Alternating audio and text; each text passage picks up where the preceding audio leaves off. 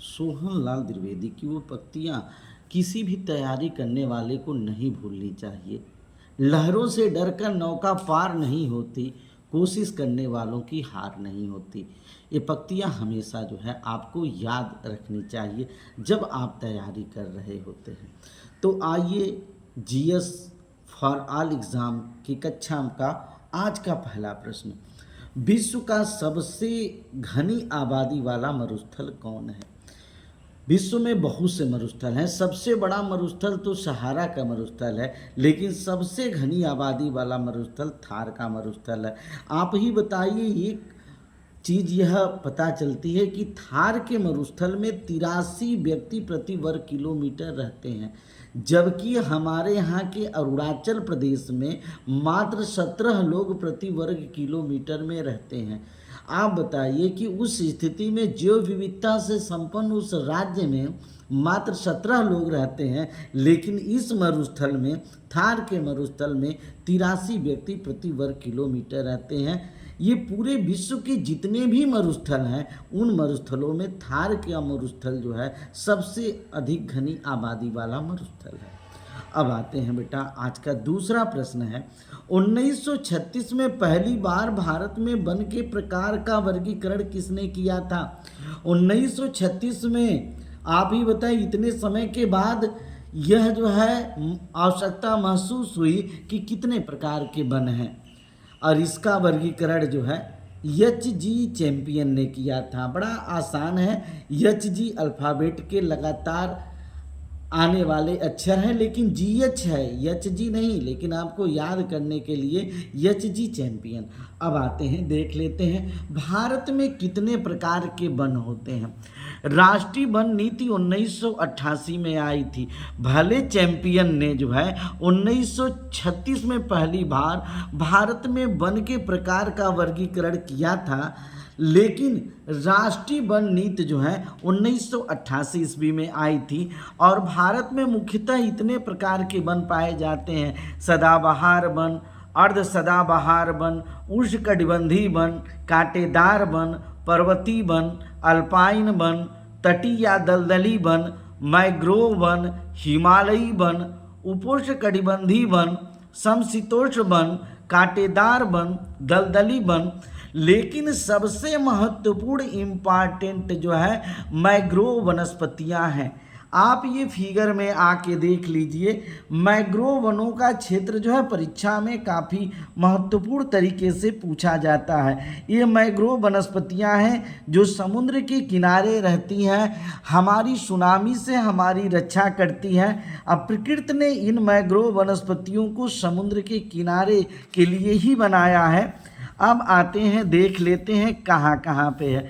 सबसे ज़्यादा मैंग्रोव वनस्पतियाँ जो हैं पश्चिम बंगाल के सुंदरबन डेल्टा में है, फिर उसके बाद भीतरकनिका उड़ीसा में है, फिर कृष्णा नदी के डेल्टा में है, फिर मुथुपेट मैंने आपको बताया था वहाँ पे है, मुथुपेट तमिलनाडु में, वेम्बनाड केरल में, गोवा में, रत्नागिरी की पहाड़ियाँ महाराष्ट्र में है, और गुजरात के कच्छ की खाड़ी, इसमें नक्शे में तो नहीं दिया है रेड कलर से, लेकिन यहाँ पे भी मैंग्रोव वनस्पतियाँ पाई जाती हैं। बड़ा इम्पॉर्टेंट है, हालांकि सब वनों के प्रकार इम्पॉर्टेंट हैं जो आपको बाद के क्लासेस में मिलेगा।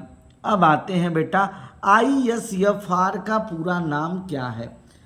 I से इंडिया, S से स्टेट ऑफ फॉरेस्ट रिपोर्ट, बहुत इंपॉर्टेंट है, India state of forest report. लेकिन बाद में इसी की एक शाखा FSI, जिसका पूरा नाम फॉरेस्ट सर्वे ऑफ इंडिया, जिसका पूरा नाम F से फॉरेस्ट, S से सर्वे ऑफ इंडिया के नाम से जाना जाता है। ISFR हर दूसरे साल एक जो है रिकॉर्ड देती है। उस रिकॉर्ड के अनुसार बहुत इम्पॉर्टेंट प्रश्न, वन एवं वृक्ष आवरण में वृद्धि सबसे ज़्यादा किस राज्य में हुई? तो 2023 की जो रिपोर्ट आई है उसके अनुसार सबसे नंबर 1 पे छत्तीसगढ़, दूसरे नंबर पे हमारे उत्तर प्रदेश में भी वनों में वृद्धि हुई है, और तीसरे नंबर पे उड़ीसा। तो भैया एकदम आपको याद रहना चाहिए, छत्तीसगढ़ सामरिक दृष्टि से ISFR 2023 की रिपोर्ट के अनुसार उत्तर प्रदेश का दूसरा स्थान, यह भी काफ़ी इंपॉर्टेंट क्वेश्चन है। और तीसरा उड़ीसा। अब बेटा अगला क्वेश्चन चलते हैं जो बार बार पूछा जाता है आप लोगों, बड़ा पॉपुलर प्रश्न है कि भारत के किस राज्य में अधिकतम वन क्षेत्र है। तो बेटा इसमें हमें कुछ कहना ही नहीं है, आपको मध्य प्रदेश एकदम आसानी से याद होगा, सबको मालूम होगा। फिर उसके बाद यह भी क्वेश्चन जो है काफ़ी पॉपुलर है, भारत के किस राज्य में वनों का प्रतिशत सबसे अधिक है। वनों का प्रतिशत पूछा है बेटा, यहाँ पे वनों का क्षेत्र अधिकतम जो है, अधिकतम वन क्षेत्र पूछा है। जो मध्य प्रदेश में है प्रतिशत लगा के पूछेगा तो मिजोरम जो है। अब आते हैं बेटा भारत के कितने क्षेत्र पर वन है, यह रिकॉर्ड भी काफ़ी महत्वपूर्ण है। भारत के 21.71% पर वन है, जबकि वन जो है 33% पे वन चाहिए। यह चीज़ बहुत इम्पोर्टेंट है, लेकिन भारत के 21.71 क्षेत्र पे ही वन है। और एक अत्यंत महत्वपूर्ण प्रश्न जो शायद आपको याद न हो, राष्ट्रीय वन नीति कब लागू हुई थी। तो 1988 में राष्ट्रीय वन नीति जो है 1900, और पर्यावरण सुरक्षा अधिनियम 1986 में लागू हुआ था। अब भैया हम आपको बिनसर के जंगल को घुमाने के लिए ले चलते हैं। अब आप बताइए, है तो उत्तराखंड का, लेकिन उत्तर प्रदेश आयोग ने बिनसर का जंगल पूछा है। उत्तराखंड का अल्मोड़ा जिला, कुछ तो बात होगी बिनसर के जंगल में।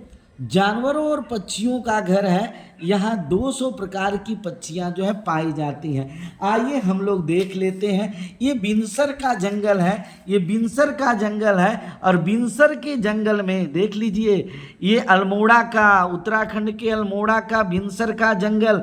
यहाँ पे जैव विविधता के लिए तमाम प्रकार की प्राकृतिक वनस्पतियाँ, बहुत प्रकार के जीव जंतु, बहुत प्रकार के पक्षी और 200 से अधिक पक्षियों के लिए भारत का जाने जाने वाला बिनसर का जंगल सबसे महत्वपूर्ण है। तो बेटा एक बार हम सारे प्रश्न जल्दी जल्दी देख लेते हैं, बहुत आज का आसान जीएस है। विश्व का सबसे घनी आबादी वाला मरुस्थल थार का मरुस्थल, 83 प्रति वर्ग किलोमीटर व्यक्ति यहाँ रहते हैं।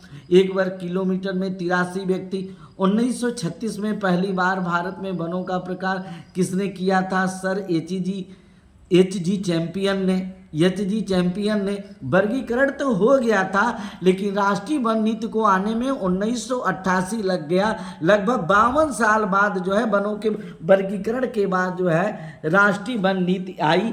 अब आपसे पूछा जा रहा है कि ISFR का पूरा नाम India state of forest report, और इसी की शाखा FCI के अंतर्गत ही सर्वे होता है, फॉरेस्ट सर्वे ऑफ इंडिया।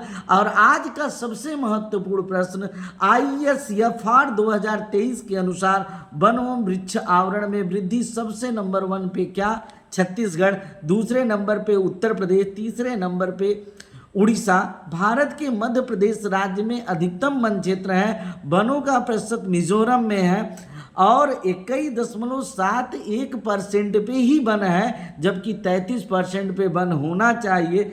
राष्ट्रीय वन नीति 1988 में आई थी। बिनसर का जंगल उत्तराखंड का अल्मोड़ा जिला, जानवरों और पक्षियों का घर है, 200 प्रकार की पक्षियां हैं। और मात्र बेटा अब जो है आपके 87 दिन बचे हुए हैं। 87 दिन का मतलब हुआ कुल मिला के 174 वीडियो, और 174 वीडियो के बाद जीएस का कोई भी वीडियो देखना नहीं पड़ेगा। इसके लिए आप हमारे चैनल्स को सब्सक्राइब करें। Thanks for watching.